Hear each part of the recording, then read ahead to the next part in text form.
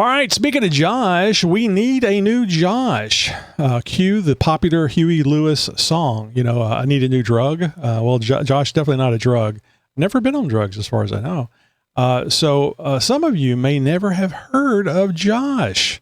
I know it's impossible for many of you guys are going, how could that happen? Josh was with the show for like 10 years, and life and expenses got in the way of using his free time for the show. So he had to go get another job on top of the job he already had. It's sad that Josh left. He's planning on coming back, but it's that pesky thing about being able to make a house payment and afford food. So once he's able to do all that with one job, I'm sure Josh will be back, but we're not going to wait forever. Let's get a new Josh. And I'm not saying Josh won't come back if we get a new Josh. I'm just saying we need a new Josh. So, Adventure doesn't wait for a cracked windshield. Windshield defense by Racing Optics is like a screen protector for your phone. Triple layer, race tested, and installs in just 20 minutes. Save 20% with code JTS20 at windshieldefense.com. The clear choice. Well, there, Jeeper. Thank you for joining us here on the Jeep Talk Show. This is our flagship episode, our weekly flagship episode. We do these things every Tuesday, so you can count on something new every Tuesday. Well, unless there's a rerun. We've been doing more of those here recently, but we try to have new episodes every week. But, sometimes things happen. Sometimes you got to work on your Jeep, and you don't have time to record an episode. On tonight's episode, Go Topless Day. Should it end? We need a new Josh. No, Josh doesn't agree. And even more news. All right, so let's get to the Go Topless Day stuff. Galveston County, and this is just really for the area here close to Studio A, Southeast Texas, specifically Galveston. So it may be different in your area. I suspect not, but it may be. So Galveston County implemented stricter regulations for the 2025 Go Topless Day to address the event's history of violence and chaos. Approved by Galveston County Commissioner's Court. So the events zone, yes, they were making sure you stay where you need to be, where they want you to be. This is just so un-Texan-like. A 6.25 mile stretch of beach was designated as the event zone from 8 a.m. May 16th to 8 p.m. May 18th with a single access point and exit point. So people, you need to stand in line for the ride at Disney World, and then you need to get on the ride, and then you need to get off the ride where we tell you to get off. This is horrible. So traffic was limited to one direction at a maximum speed of 15 miles an hour. Only vehicles with beach sticker permits could drive outside the event zone. Checkpoints were set up all along the beach access points to enforce this. Now, I remember the time my wife and I went, we did have to get a beach access sticker to go on her Jeep. And it's a way for them to make money. There's really no reason for it at all. As I understand it, in Texas, the beaches are just like roads. So you have to have a driver's license. Your vehicle has to be road worthy. It has to be, if you can't drive it on the public roads, you can't drive it on the beach. That's my understanding. It could be wrong. Please correct me if you know different. All right. So camping, and this just sucks. Camping was prohibited on all Bolivar Peninsula beaches from May 14th to 18th to prevent overnight gatherings that could exacerbate safety issues. I'm getting the dictionary out for some of these words. So no parking, I can't believe this, no parking or unloading on the beach, no golf carts, ATVs or dirt bikes, and no large gatherings were allowed to reduce disorder. So I completely understand this because you get a big gathering, especially drunk men, and there's going to be trouble at some point or another. And probably gunplay, and that's what's happened in the past. So I certainly understand these rules. I just don't think they're right. I don't think that you should be able to do this. It's a public beach. You shouldn't be relegated to drive a certain pattern. Anyway, maybe the 15 mile per hour thing is good because of kids and other people that get run over. But some of these things just seem un-American. All right. So and I don't know about you guys, but I'm not out there to drive my Jeep around, especially next to that salty water. If I'm out there, I'm parking and I'm watching everybody drive by and enjoying the show and just looking at all the vehicles and meeting with the people. But anyway, so the rationale for this is authorities cited past incidents, including shootings and homicides, as justification for these measures to maintain public safety while respecting Texas Natural Resource Code, which guarantees public beach access. I don't think they're doing both these things. I really don't. It's like, yes, you can. We have public access to our beaches, but you have to be, I don't know, have an IQ above 160. You have to have webbed toes. They're putting all these things together. I understand it makes sense. You want the public to be safe, but at what cost? How many homicides and murders were there? I know one is too many, and I agree. But all these restrictions are completely because of the people that have attended these events in the past. I like to say they weren't Jeepers. I'm sure a few of them were, but this isn't a Jeep-only event. And even when it is a Jeep-only event, EJS, for example, Broncos and Toyotas show up. So, and you can't trust those people. Those are the bad apples. All right, so arrests. The Galveston County Sheriff's Office, GCSO, reported 286 arrests. Oh, cue the cha-ching tone. With 290 misdemeanor charges for like public intoxication, disorderly conduct, having fun, having fun, and 53 felony charges. Authorities also recovered 43 firearms. Ooh, I wonder if they're going to have a sale, an auction or something, indicating ongoing concerns about weapons at the event. This was decreased from 313 arrests in 2024, but higher than the 243 in 2023 and 183 in 2022. So that's interesting. With all these restrictions, the arrest really, on average, has stayed about the same. You got to make that money, right? All right, so Sheriff Jimmy Fullen, which I believe is the new sheriff, is collaborating with Houston Police Department Chief Noe Diaz, increasing law enforcement presence with approximately 145 officers and deputies. Oh man, you got to do the arrests just to pay everybody's salary, including 20 to 30 additional Texas Public Department public safety troopers. Oh, those guys are always badass. I'm sure there's friendly ones there, but for the most part, you do not want to get pulled over by a Texas Department of Public Safety trooper. Preparations began in February to manage traffic, crowd safety, and emergency response. We mentioned to you that the GoTopless Day, is it going to be closed? Because there was such restrictions being talked about. And I know that they were kind of leaning towards not even having it at all, not allowing it to happen, because it does cause a lot of turmoil. So, but I always say, you do this stuff, and how's it going to hurt the businesses in the area? Well, hang on here. I'm going to get to that here in a second. I was really surprised by this part. All right, so Sheriff Fullen expressed a desire to end the event due to its violent history, including 2024 shooting, death, and three others injured by gunfire. However, Texas law guaranteeing public beach access limits the ability to fully ban it. Good, excellent, leading to the focus on strict enforcement and potential beach closure discussions. All right, here we go. Business closures. Several Crystal Beach businesses, such as Tiki Beach Bar and Grill, closed during the event due to past issues like theft, unpaid tabs, and unruly crowds. Others, like Latitude 29.2 Surf Shop, remained open to sell event-specific merchandise, but were prepared to limit access or close early if needed. This is so sad. Businesses should be the ones making out on these things whenever they have events like this. Anytime there's events, the businesses, local businesses, should be doing good. And I think that the local businesses in Moab really benefit from Easter Jeep Silverware. I think they benefit all year from being in Moab, but still, that's what you want. You want everybody to benefit from it. The people that are going there have the freedom to do what they want to do, and the businesses to sell food or lodging or whatever they're doing. It's a good win-win situation. And we here at the Jeep Talk Show love win-win. All right, so residents of the area have mixed feelings. Some, like longtime attendees, enjoyed the festive atmosphere, while others are frustrated by trash, talking about literally trash, not the people, violence and disruption, supported efforts to curb or end the event.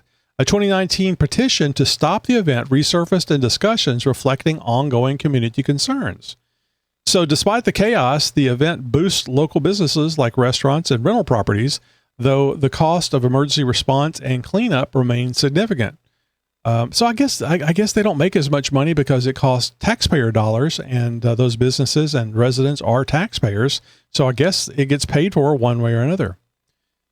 All right, so what do you think? Should GoTopless Day be canceled? Maybe it should only be canceled in Galveston County. If you went to the GoTopless Day in your area or drove to one that wasn't in Galveston, or maybe even one in Galveston, you could report back on what you thought how the event went. Is this something that you want to continue going to, or even if you don't want to go to it, do you want it to continue happening, or should it just go away? Simply because people don't know how to behave. It's a shame. I mean, even drinking and not knowing how to behave is not proper. You should be able to drink and act right, I think. All right, so we need your help. Unrelated to GoTopless Day, we need your help. Our Patreon subscriptions need some love. I know a few of our subscribers have complained about the lackluster Patreon app, but they and you don't have to use that app, that craptastic app. It really is not a great app compared to some of the other things that are out there. You can become a Patreon subscriber and use Spotify, which is a great app, to get your ad-free content. Spotify is so nice. And here relatively recently, they made Spotify have the ability where you can watch our videos or listen to our content and switch seamlessly between the two. So you can switch back and forth. This is great if you like listening to the show, but we say something about, like we're going to do later in the show, something that indicates we're showing something on the screen and you don't know what the hell we're talking about. You can hit the little button to flip it over to the video, rewind a little bit, and there it is. So I'm very, very impressed with Spotify. I think it's really, really nice, and this is a great way for you to get your ad-free content as a Patreon subscriber. And we have other things available too, for depending on the membership that you subscribe for. Our Love the Show membership, for example, has several discount codes for very popular websites, aftermarket websites, like Northridge 4x4, for example. That we've used the hell out of the Northridge 4x4. They have good shipping, they sell great products, and you can get it to your your hot little hands very quickly. So please help support the show. You know, if you've gotten anything out of it, entertaining information, it just kept you company while you were doing something you didn't want to be doing. Just go to xjtalk.com/contact and look for the Patreon subscription link. I'll warn you, though, we do have lower monthly subscriptions, but it does not include the discount codes. So make sure you read the membership, what do you call them? The versions, the different memberships. Be sure you read them in total so you make sure you get the right membership you're looking for. Oh, and if you can't afford Patreon, well, we understand. You can, but can you afford to follow us on social media? Can you afford to share our posts? Maybe mention the show in a Facebook group or maybe in a club meeting. Let us know if you get booed. I think that's funny. Reminds me of that one that Josh did, the little promo that Josh did about going to the AA meeting, and he got booed when he mentioned the Jeep Talk Show. So there are many ways you can help the show out without having to spend your hard-earned money. So if you enjoy the show, help promote the show that you love, the Jeep Talk Show. All right, speaking of Josh, we need a new Josh. Cue the popular Huey Lewis song, I Need a New Drug. Well, Josh, definitely not a drug. Never been on drugs as far as I know. So some of you may never have heard of Josh. I know it's impossible for many of you guys are going, how could that happen?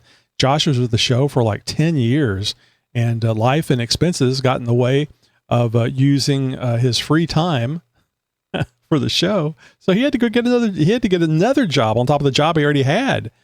It's sad that Josh left. He's planning on coming back, but it's that pesky thing about being able to make a house payment and afford food.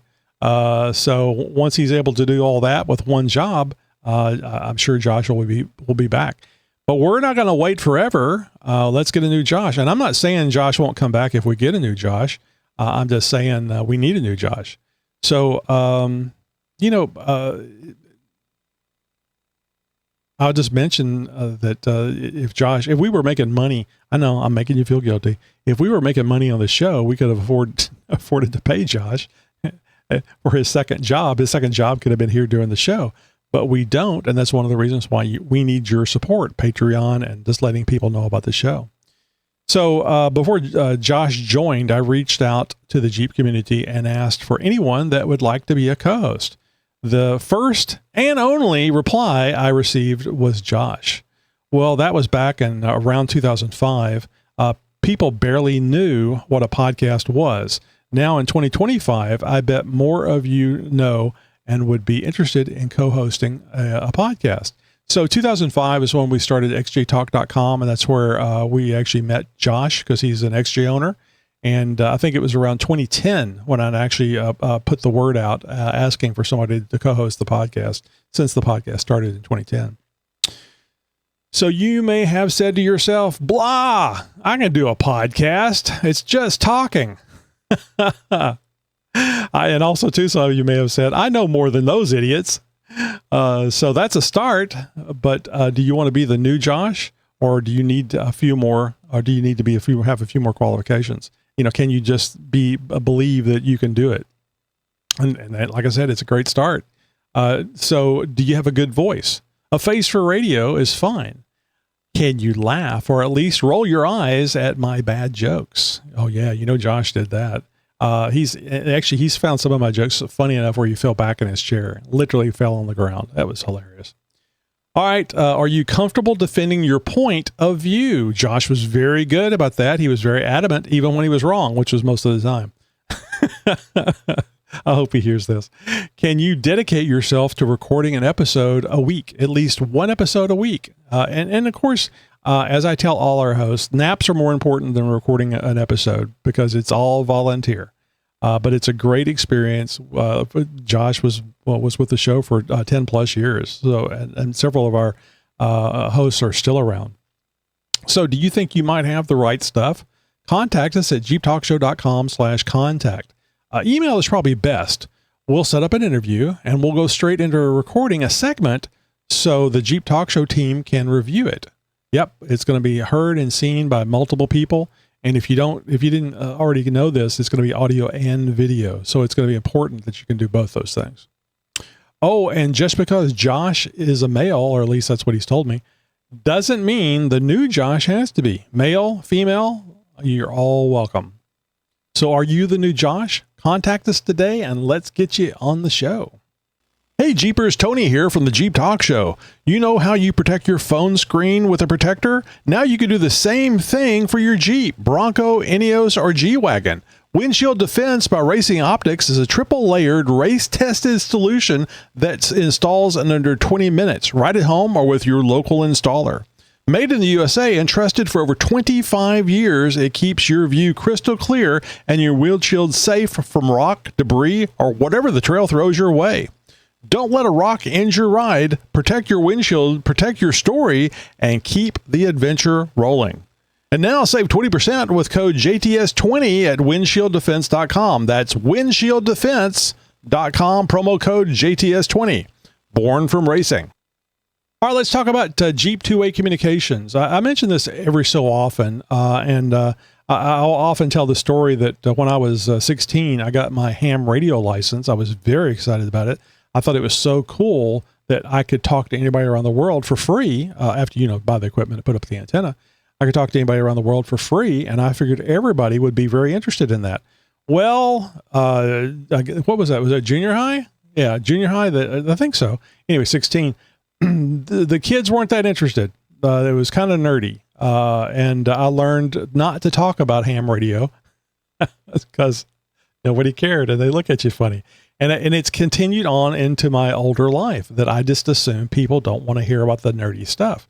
When in fact, people do want to hear about two-way communication, at least from the standpoint of how they can communicate to other people on the trail. And of course, you can always take it further. You can make it a full-blown hobby. I know most of you will just really say, well, I need to be able to talk to the people, the other Jeeps on the trail, and I need to know enough about two-way radios so I can have a decent setup in my Jeep and be able to accomplish those things. All right.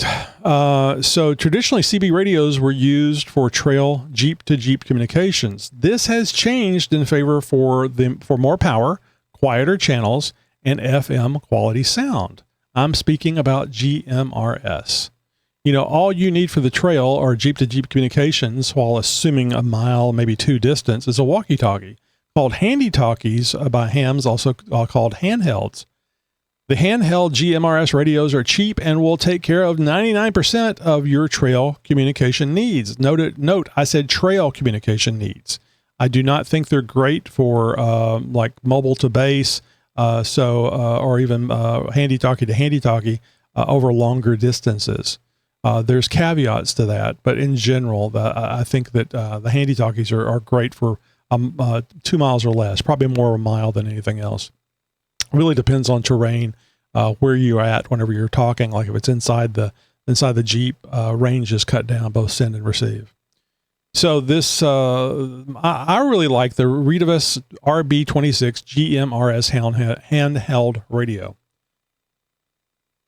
This handy talkie supports GMRS repeaters if you'd like to use it for increased range off the trail. So that's one of those caveats I was talking about. If there's a GMRS repeater in your area and you can hit it with the handy talkie or the handheld, you can use it to talk many, many miles clearly. I mean, without static or any of the rest of that stuff. Those things can happen, but generally speaking, depending on your distance to the repeater, the height of the repeater antenna, the power of the repeater, so on and so forth, you can use a GMRS handheld to talk a very long way. It really is cool. Nowadays, we just look at our cell phone and say, yeah, so what? But back in the 80s, when I started messing with ham radio and 2 meter handhelds, it was like a miracle to be able to hold something that small in your hand. The battery would last for hours, and you could talk to people 30, 40, or more miles away. All right, so this RB26 GMRS handheld radio supports GMRS repeaters, and if you'd like to use it for increased range off the trail. For increased range, or perhaps better trail leader and tail gunner, a mobile GMRS radio with an external antenna is better. I recommend the Wouxun KG-1000G Plus GMRS base mobile two-way radio. It has dual receive, so you can actually monitor 2 GMRS channels at the same time, switch between the two, and a detachable face for easier mounting in the small space like a Jeep. Now, you may not understand what detachable face means. So you know you have a mobile radio, whether it's CB, GMRS, or whatever, and on the front of it, it has a knob or knobs and a display and so on and so forth. Now, imagine that you could actually take that very front piece off. It's only like a ½ inch thick, and you could remove that.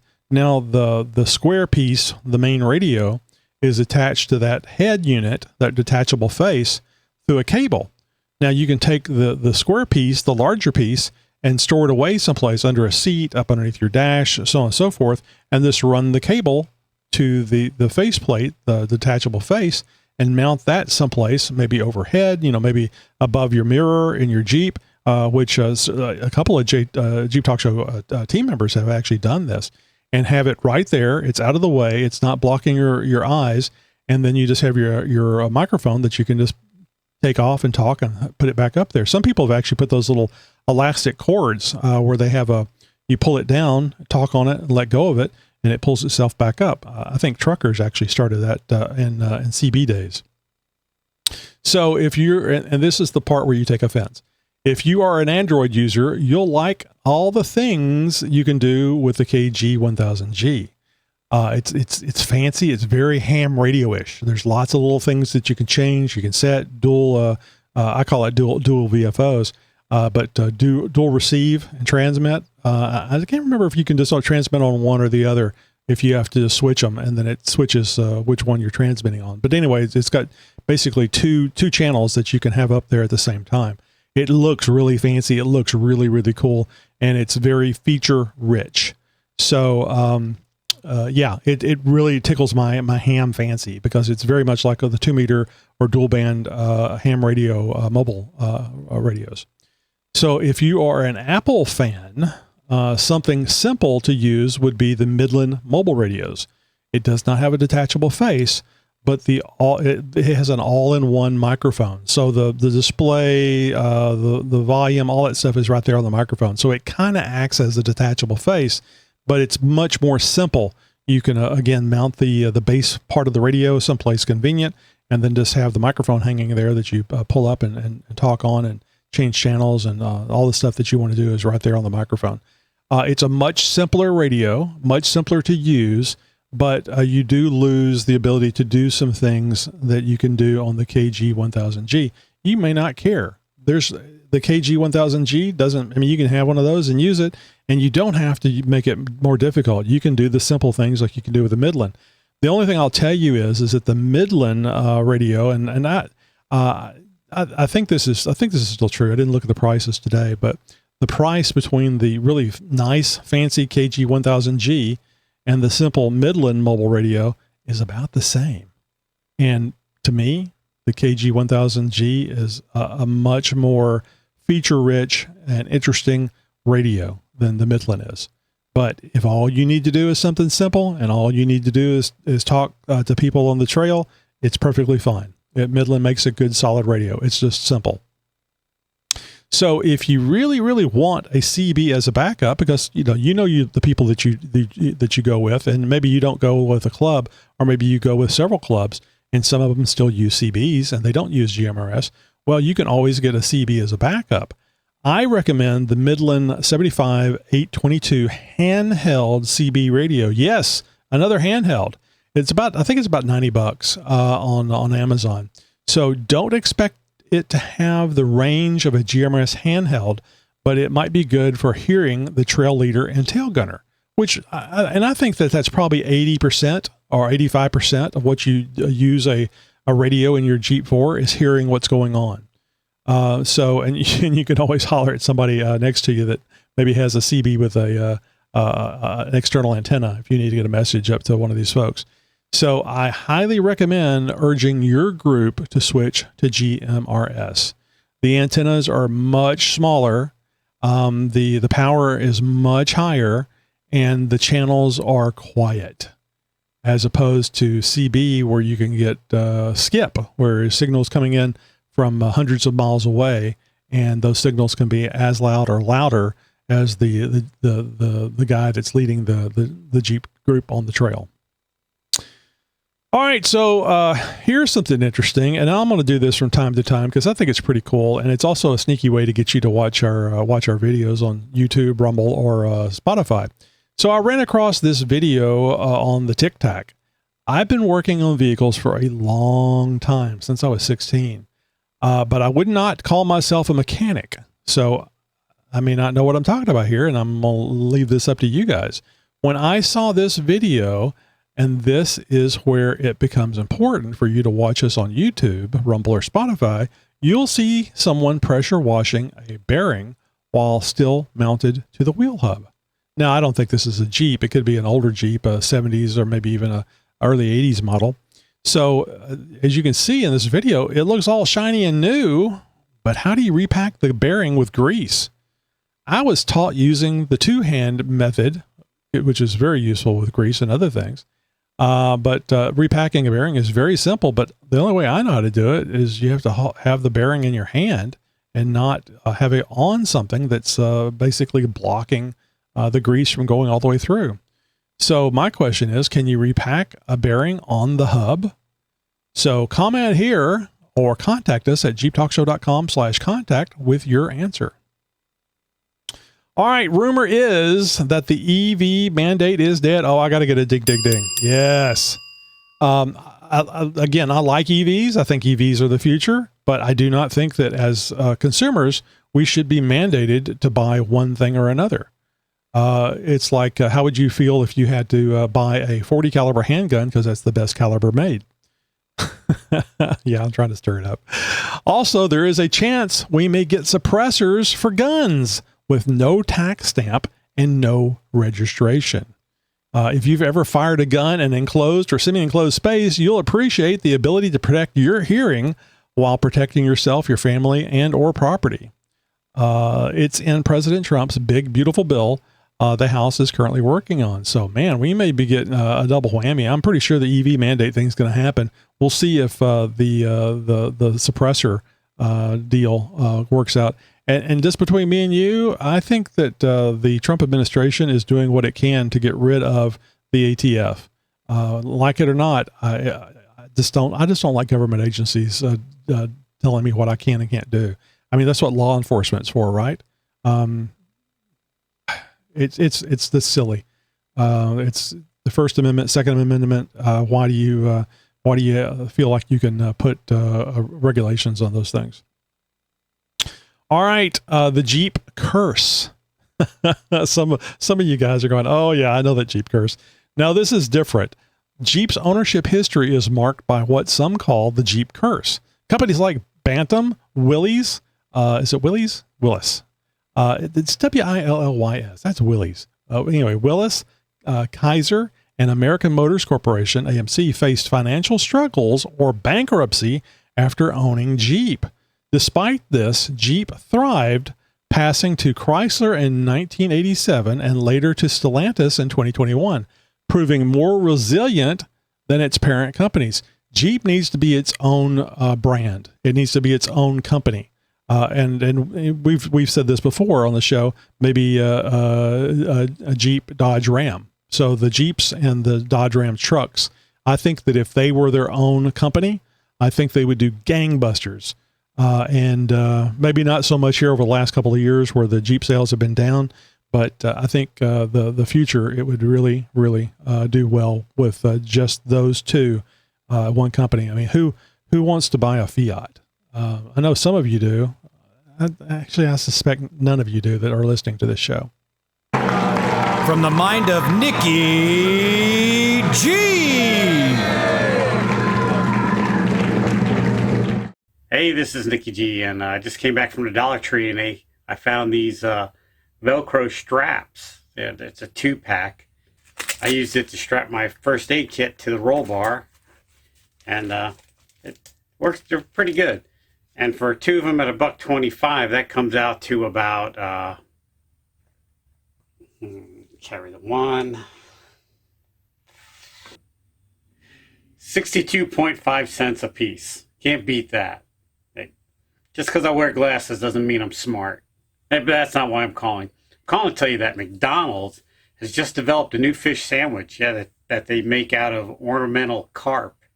Yeah, it's the real McCoy. Now I'll just show myself out. I'll chat to you guys later. Bye. Smart Nick? Not quite as smart Nick. Yeah, that's Nicky G for you.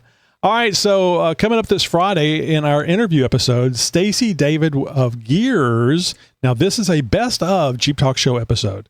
Yeah, that means it's a repeat. Okay, fine. You call it what you want to call it. I call it the best of because that's what you hear on TV. You say the best of Johnny Carson, the best of Carol Burnett. It's we all know it's a repeat, but it just sounds nicer. It's the best of. It's not bad. It's the best. What is it? They did that with used cars. They stopped calling them used cars and repurposed or recertified or whatever. But we know what it is. But it still makes us feel good to be lied to. So this is an interview that we did over a year ago. I believe that's right, with Stacy. He is just a great storyteller. And if you don't know who Stacy David is, he used to be on the Power Block. I think he did trucks. He did a few shows there, at least trucks, maybe another one. And I always enjoyed him. He was like I said, a great storyteller. He's friendly. He doesn't make you feel stupid, and that's very true here in this interview. I had a really good time talking to Stacy David, and I want to interview him again. So, like we like to say, fancy words, enjoy it for the first time or again. All right, that's all we have for this episode of the Jeep Talk Show. We've had a blast driving into the rugged world of Jeep, from its storied past to the trails and mods that keep us rolling today. A huge shout out to our amazing Jeep community for your passion and stories that fuel this show. Drop by xjtalk.com/contact. Yep, we're saying it again. To share your adventures, join our Discord for live chats. If you don't know what Discord is, just click that invite link and find out. It's a lot of fun. And keep hunting for those clever Jeep Easter eggs out there. Until next time, I know the Jeep Easter egg is a whole different story if you don't know what they are. Until next time, stay adventurous, keep Jeep Wave strong, and we'll catch you on the next trail, usually using GMRS. Broadcasting since 2010.